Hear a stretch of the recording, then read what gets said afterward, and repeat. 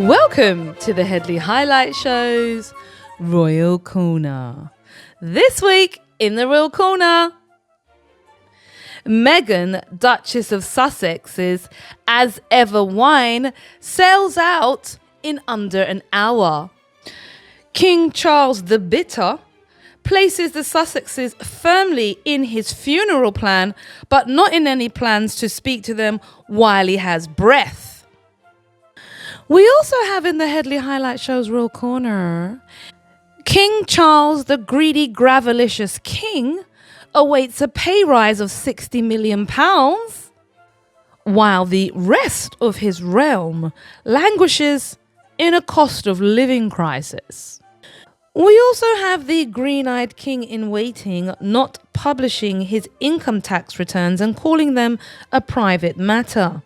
We also have the green-eyed king following in daddy's footsteps, taking cash for access, dropping his official sponsor, Minerva Mongener Sterner, for charging people £27,000 for access to the green-eyed king in waiting and the indolent princess. Presumably she was going to turn up for that and not be on holiday or too exhausted to attend. And also in the Headley Highlight Show's Royal Corner, we have the indolent queen in waiting, Boo Boo Doolittle Katie, giving a surprise visit to Colchester Hospital so she can sit among cancer patients and talk about the roller coaster of her experience, drawing for the cancer card just before she appears at Wimbledon. And the Sycophant of the Week. All this and more on the Headley Highlight Show's Royal Corner. So before I jump into the show, I need to say a huge thank you. I have had the largest donation I have ever received in my whole experience of being a broadcaster. Somebody came onto my website and gave me a donation of £100. Can you believe that, people? £100. I was aghast. I was so happy. I was shocked. I've never even had £50, let alone £100. And I was thinking to myself, thank you so much. I haven't thanked you properly because I haven't been able to get into the PayPal, but I do know that the payment is there. And I just wanted to say, whoever did that, I am deeply grateful for you showing me that gratitude. It's fabulous. And everyone else who's made a donation, it's fabulous. And those who want to make more donations, don't let me stop you, darling, because I'm quite partial to 3 wings and chips. And a Miranda, of course. In addition to that, my YouTube page is growing exponentially, which I'm very happy about. I'm now at 1,631 subscribers. I'm aiming for, by the end of next week, 1,800. Yes, let's go big, D. Let's go big. Let's go hard. Yeah, I'm aiming for 1,800. So tell a friend to tell a friend and like and subscribe. And when you check that notification button, the bell, click all so you get all of my uploads. And you can also go to my website, deniseheadley.com, and make a donation there. So thank you for that, darlings. Let's jump straight into the show, shall we? Right. So this week, the Duchess of Sussex once again kicked the Rosé into the stratosphere, and it flew off the shelves in less than an hour. The Duchess had a successful forte into wine as her As Ever Rosé launched on Tuesday the 1st. And we also know why that's important, because there's a romantic connection between her and Harry, and also it was Princess Diana's birthday. Described as a proprietary As Ever blend, the wine incorporates Cabernet Sauvignon, Mudier Grenache and Syrah varieties. It's lovely to see that she actually debuted her first wine under the label 2023 Napa Valley Rosé. Now, the way you could have got it was you could have either had one bottle for £30, but you can't buy one. You have to either buy 3, 6 or 12. And essentially, they just flew off the shelf. And what I was really pleased about was that this is a strong showing that whatever the Duchess puts out, people are interested in. I saw some articles which were saying that she purposefully under stock, so she always has the perception of being sold out. But I actually don't think that's true. You know, you make an assessment. If you know anything about inventory and managing your stock, you make an assessment based on the number of people who are interested. And the fact is, if you go to her website, you can go there, put your email in, and, you know, basically express an interest, for want of a better word. You know, the mere fact that they've got your email, they can communicate with you. So they've got some idea about what the projected sales are.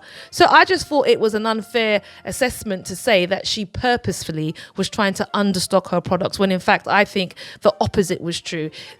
Whatever she puts her branding on, she's able to sell that in really short spaces of time. The other thing that I think is really interesting about the As Ever brand is that she is crafting this idea of sophistication that has no Eurocentric reference points in a particular way, because she's doing it in her own way. And when you saw the way the wine was marketed, it had the wine was in a bucket and it had all the little flower sprinkles in ice. And I just think that's a nice touch. And the reason I made reference to this old idea about, you know, everything, all kind of lifestyle magazines are always with a white woman, European woman saying this is how it needs to be. The fact that she's not doing that, she's not that person, makes her more accessible, because the vast majority of the world is brown people. Yeah. And it's so nice to see somebody in that space as a lifestyle curator, giving us thoughts, giving us advice, and also having the products available which we want to buy in droves. So that to me was my first good news story about the Sussexes. And I thought we have to chew all over the rosé. And also, don't forget, there is a sparkling wine that's going to be made available later on, I think, this season. Yes, I've just checked. It is called Methadone Champagnese Napa Valley Sparkling Wine, and that's going to be planned for later in the year. So look out for that, and well done, Meghan, for that. Also in the Headley Highlight Show's Royal Corner this week, King Charles, as I would say, the bitter, but another name could be King Charles the bad-minded, yeah? He places the Sussexes firmly in his funeral plan, but he doesn't have any plan to speak to them while his heart is beating and he's got breath in his chest. So this story this week is about the fact that when King Charles passes on to the nether regions, there is a whole plan that's in place to manage the monarch's passing. Because don't forget, we're going to have to cough up the cash for another state funeral, because we always pay for these things. These people don't pay for nothing, in life or in death. And what was pitched to us in the papers was that King Charles, with his final act of humanity, was effectively extending a hand to Harry and his wife, the Duchess, along with their children, to come to his funeral. In this article, it writes, "It has come to light that His Majesty the King may have a plan to mend the royal rift, but it hinges on a very somber event occurring first, namely him kicking the bucket," which his son would love, because then he can put all the plans he's talking about every day in the newspaper into effect. So the plan is called London Bridge, except presumably London Bridge has fallen down, and that name was the same name that has been used for the previous monarch's funeral plan exercise, and it's been repurposed according to the Daily Telegraph. The Telegraph can reveal, how we're so privileged that it can do that Harry and Meghan, according, it's always a source, it's just him and her briefing the papers like I said last time, that Harry and Meghan will be invited to participate in the family vigil during the lying in state at Westminster Hall, and are expected to be seated amongst most senior royals during the funeral service. What this article doesn't say is that the vast majority of the world have no interest in the death of the monarch. He's not like the Queen, okay? She reigned for several summers. That's why he's now a pensioner on the throne. She never gave it to him while he was in his most virile state. And we wonder why. As my mum says, she was hanging on like a Klingon to the bitter end. She didn't let go. And you know why? Because she knew the state it was going to be in once she left. Sorry, I've gone off on a tangent. As one does. But the point I was trying to make earlier was that not many people are going to be interested in King Charles III's funeral. It's mainly going to be a domestic affair. the Commonwealth are moving away from this whole hierarchical structure. So they need an international brand to attract the headlines. And the green-eyed king that nobody's listening to in waiting, and also Boo Boo Do Little Katie, I need another holiday, I'm so stressed. Yeah, no one's interested in them. They're just not it. Also in the Headley Highlight Show's Royal Corner, King Charles, the greedy, gravelicious king, awaits a £60 million pay rise while the rest of his realm languishes in a cost of living crisis. And what I forgot to say is that his government, under Keir Starmer, the granny harmer, cuts benefits and disability payments to the most vulnerable. Yes, people, that's the country we are living in. So this week, Buckingham Palace released its annual sovereign grant report. First of all, there was minimal conversation about this on the radio. What you were told is that the royal family have gone on all these events. I think it is 1,900 events that they've gone on. They've gone. Don't forget, we're paying for them to go to these events. You know, the security cost is astronomical. All the staff is ridiculous. But they went on, just under 2,000 events as a family, representing the country and being patrons, smiling, waving their hands and cutting ribbons. And during that period, they had £86.3 million in total taxpayer funded sovereign grants in 2024 to 2025. And in the previous year, they had £85.2 million of net expenditure.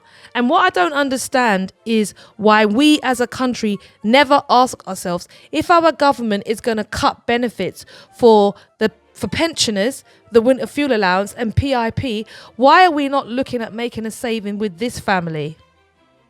And what makes this story worse for me is the fact that the Duchy of Cornwall estate grew to the net worth of £1 billion. £1 billion.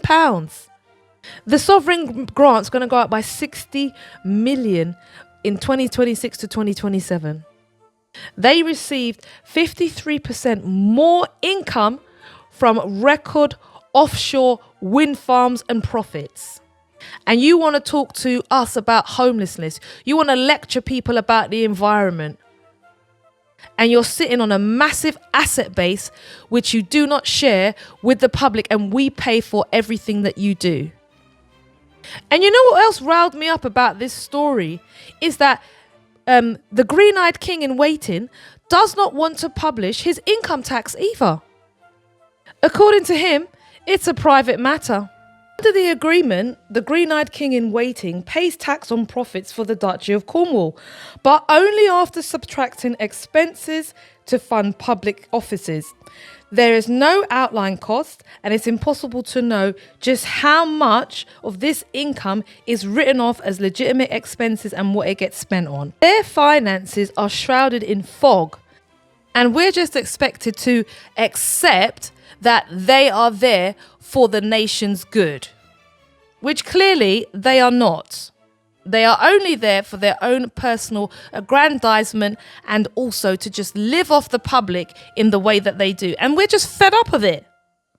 Also in the Headley Highlight Show's Royal Corner this week, especially relating to finances, we have the green-eyed king distancing himself from someone who was given access to him as long as you paid the correct fees. Allegedly. So this story is about Minerva Mongenes Sterner. She is a Filipino-Swiss art curator, and she was the official sponsor for the Royal Charity Polo Cup at Windsor. And apparently she was selling access to the green-eyed king in waiting and to Boo Boo Kitty Katie, which I thought was interesting. And I thought to myself, the way this story was spun was that she was the person who had done the act, and she was therefore jettisoned and removed. But what I found interesting is, do you recall that the king himself was involved in a similar activity? Let me refresh your memory, because as far as I can see, this is like father, like son. Do you remember the cash for access controversy involving the king and their charitable events? So in 2021, allegations emerged that intermediaries offered access to Prince Charles and even honours in exchange for large donations up to £1,000 for dinners and £1.5 million from a Saudi donor. Aides, including Michael Fawcett, reportedly coordinated these transactions. The Prince's Foundation launched an internal inquiry. The Met Police investigated in 2022, and by August 2023, of course, they dropped the probe, finding that no actionable evidence was there.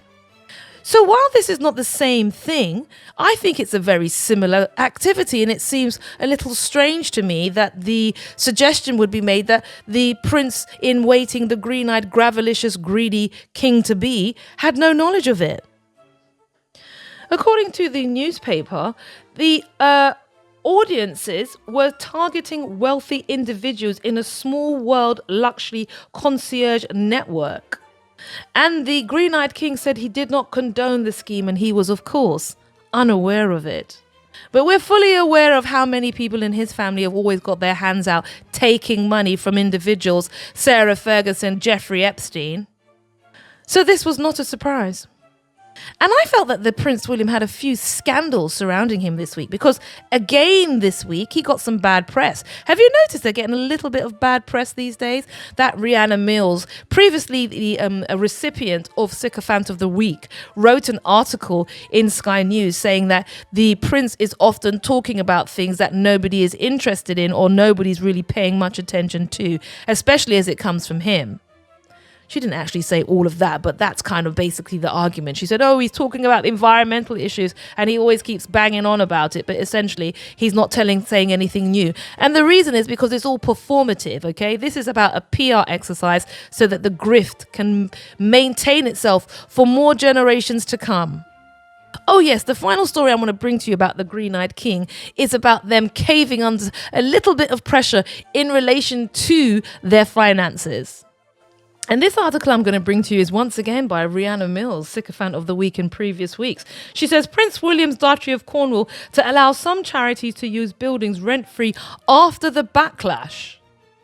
So this change follows an investigation into the duchy and the King's Duchy of Lancaster estate, and they found that they secured rental agreements worth millions of pounds from public bodies. Now, was that in the Kensington Palace accounts? I wonder if it was. I doubt it. I'm sure it wasn't clearly defined. And given that this duchy gives the Green-Eyed King in waiting £23 million a year, which he doesn't want to tell us what the income tax is on it, because don't forget that's a private matter, he has allowed some groups who use his land to give him either a reduction in rent or some free rent. And the only reason he's done that is because they have made so much money off of the Winshaw returns.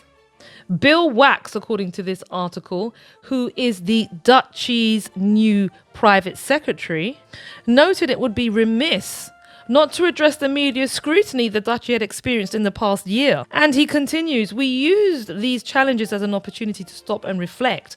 Both the Duke and I are clear that we want the Duchy to be world-class in our approach to supporting people, communities and nature to flourish, and to realise that aim we must operate and communicate in a modern, socially minded way.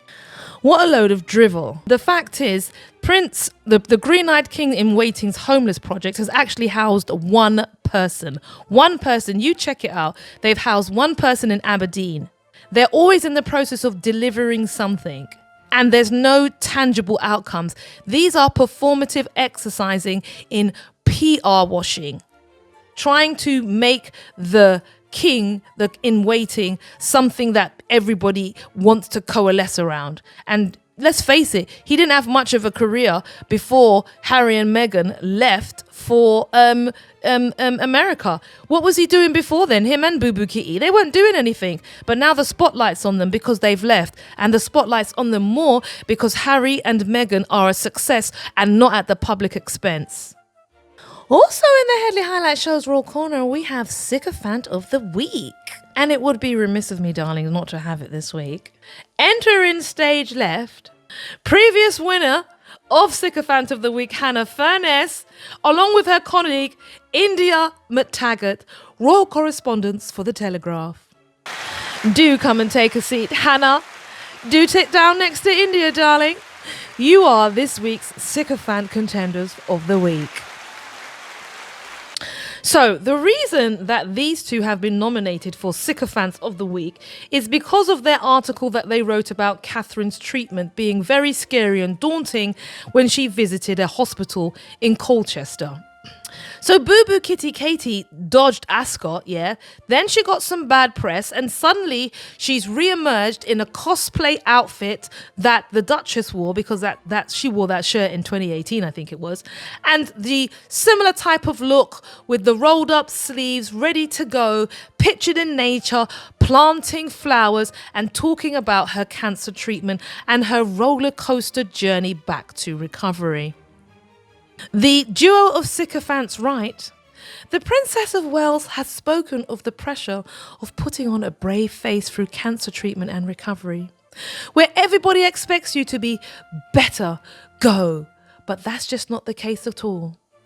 She continues, the princess who is continuing her return to public life while in remission from cancer, and that's been underlined, said there is an expectation that patients crack on, get back to normal. But she said, very scary, very daunting experience. I mean, she can't even string two sentences together. The pair continue, the deeply personal words from the princess come as she met patients at the Cancer Wellbeing Centre at Colchester Hospital, helping to plant roses in a garden designed to help visitors find peace. And the whole framing of the article is to allow you to have pity and sympathy for the do-little Duchess. The reality is that so-called journalists like Hannah Furness and India McTaggart allow and provide cover for the do-little Duchess to wander back into the public at any time she chooses. She just had 16 days off, people. She didn't do anything and we paid for it. And all of a sudden, they're drawing for the cancer card once again. Every time she doesn't do something that she doesn't feel like doing, we're told she's in remission. But you can't be in remission and have 8 holidays and it's only the 7th month of the year and 2 of them was skiing holidays. The framing of this article is to infantilize the Duchess. They want to make her fragile, that her fragility needs to be explained because of her absence. And that fragility equals absence. But that's just not from things that she likes doing like Wimbledon. The couple continue, the discussions were the princess's most personal and extensive insight into her experience to date. The only reason that's the case is because she skipped Ascot and the king is not very pleased about it, neither was the side salad queen. And don't forget, this is as much for their benefit, the rest of the firm, so that they can understand that she also has a little bit of help in curating her public image. That's why you've had all these articles all this week about her, finding her way back to that space of peace and tranquility. I actually thought it was a whole bunch of bunkum. And for writing this article and framing the Duchess as a delicate paper bag that needs to be wrapped in bubble wrap, Ingrid Furness and India McTaggart, royal editor and royal correspondent of The Telegraph, get Sycophants of the Week. Thank you, darlings. Thank you so much. And congratulations once again, Hannah, on your repeat award for Sycophant of the Week. So that's it, darlings. Let me just do a quick roundup for this week's Headley Highlight Show's Royal Corner. In the Royal Corner this week, we had Meghan, Duchess of Sussex, once again adding her flower sprinkle touch to her as ever Rosé as it flew off the shelf. And we now await the Napa Valley Chardonnay. I think that's coming shortly. Basically, it's a bubbly and people are going to be all over that like they were over the Rosé. Also in the Headley Highlight Show's Royal Corner, we had Yes, we had King Charles placing the Duchess of Sussex and her husband and children firmly at the centre of his funeral plans because he knows that's the only way he's going to get any international headlines. We also had the publishing of Kensington Palace's royal accounts, and the greedy, gravelicious king is expecting a pay rise of £60 million because of offshore wind profits on his estate. And also that his son, who also is going to receive £23 million, pays the highest rate of income tax, but he just won't be sharing that information with the public. Then we had the Green-Eyed King involved in a similar activity to his father's activity, from what I can see, allegedly, in my opinion, cash for access. And they bowed to public pressure and reduced some of the rents on their estates. But they also, like I said, the Green-Eyed King has been able to house one person through the homelessness project, the one that he was lauding that he was going to end homelessness. We also had Sycophants of the Week, Hannah Furness and India McTaggart, royal correspondent and royal editor of The Telegraph, winning this week because of their article where they infantilized the Duchess and had you believe that she basically had no bones and she was so fragile. And that's it, darling. So don't forget to make a donation at deniseheadley.com. Or you can jump up on the YouTube. Don't forget to subscribe, hit the notification bell, and select all. And see you next week. And cut! Thank you. Thank you, and good night.